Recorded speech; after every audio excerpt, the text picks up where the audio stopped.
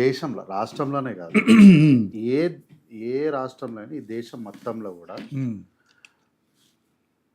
పెట్టుబడి పెట్టి నష్టపోయేటోళ్ళు ఎవరంటే ఒక రైతులు మాత్రమే.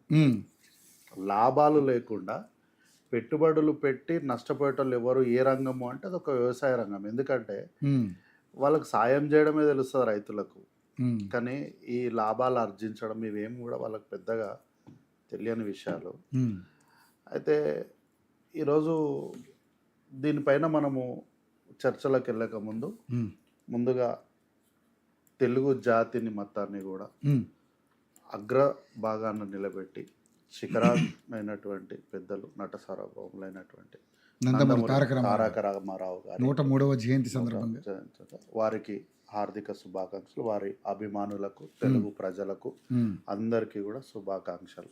ఈ సందర్భంగానే ఆయన సరసన చేరి అంటే వారంత మహోన్నతమైన శిఖరానికి ఎదగడానికి వారికి అంత ధీటైనటువంటి నటనను అందించి నటనకి ఒక రూపాన్ని అందించినటువంటి కైకల్ సత్యనారాయణ గారు, ఎస్వి రంగారావు గారు, ఇట్లాంటి పెద్దలందరినీ కూడా స్మరించుకుంటూ వారికి హార్దిక శుభాకాంక్షలు తెలియజేస్తున్నాం. అయితే ఈరోజు రైతుల గురించి మాట్లాడడము, నందమూరి తారక రామారావు గారి జయంతి యాదృచ్ఛికమేమో అని నేను ఎందుకు చెప్పాలా సార్? గతంలో తారక రామారావు గారు ముఖ్యమంత్రిగా ఉన్నప్పుడు ప్రజలు ఎవరు ఆకలితో చనిపోవద్దని 2 రూపాయలకి కిలో బియ్యం రైతులు అందరి దగ్గరికి వెళ్ళి ప్రొక్యూర్మెంట్ వీలైనంత వరకు చేసుకున్నారు. ఎక్కడ బేసజాలకు పోలే, ఎక్కడైనా ఇబ్బందులు ఉంటే కూడా దాన్ని పరిష్కరించుకొని చేసుకున్నారు. ఆయన చూడలేదు, మతం చూడలేదు, ఏం చూడలేదు ఆయన.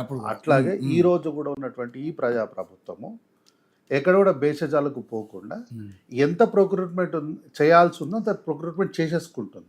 అయితే 2014 నుంచి 23 వరకు 10 సంవత్సరాల పండిన పంట తాలూకు 2023 నుంచి 2026 వరకు పండే పంట తాలూకు ప్రతి సంవత్సరం కూడా ఎక్స్పెక్టేషన్స్ కన్నా బియాండ్కి వెళ్ళిపోతుంది. పంట మనకు మంచిగా వస్తుంది.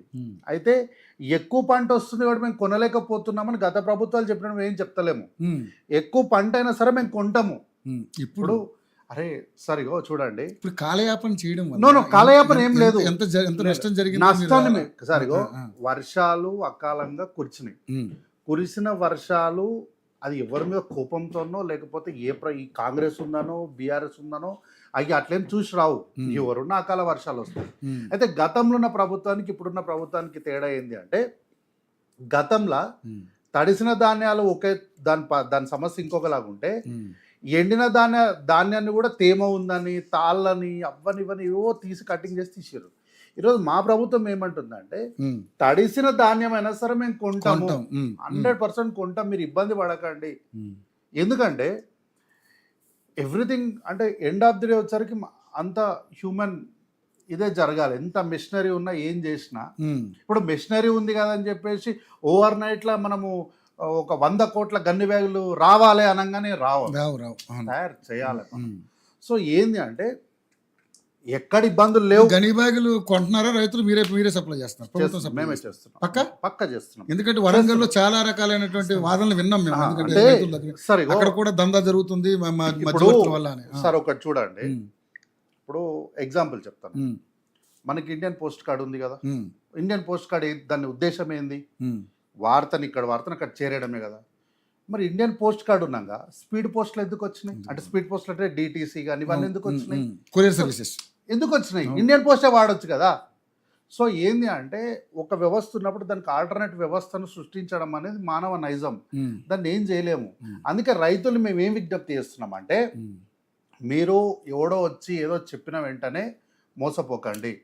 ఏంటనే విషయాన్ని ఆల్టర్నేటివ్లు ఎందుకు పుట్టుకొస్తున్నాయి అనేది కూడా మీరు ఆలోచన చేయాలి. నేను ఇప్పుడు ఇది అడిగినా కదా, ఇప్పుడు మంచి పాయింట్ తీశారు.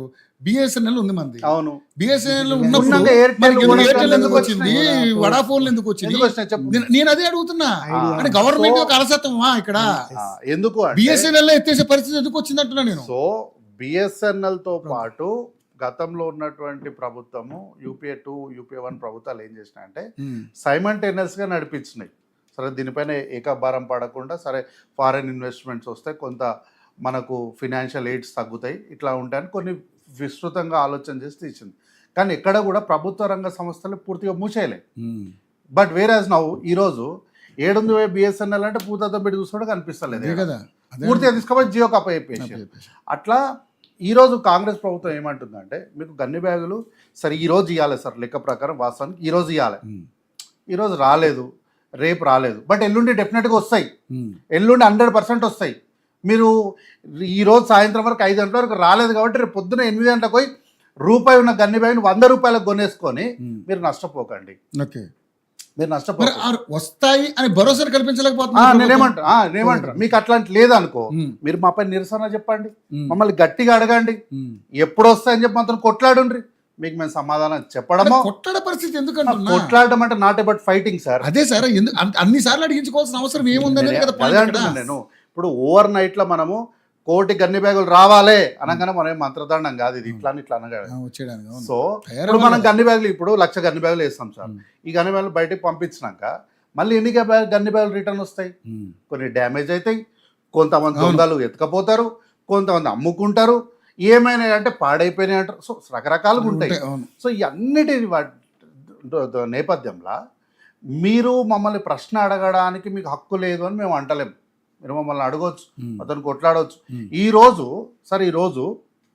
రాజకీయాల్లో విశ్లేషణల ప్రెడిక్షన్ల నా మాటకి 100% అని నేను ప్రతిసారి చెప్తే ఇప్పుడు కూడా చెప్తున్నా.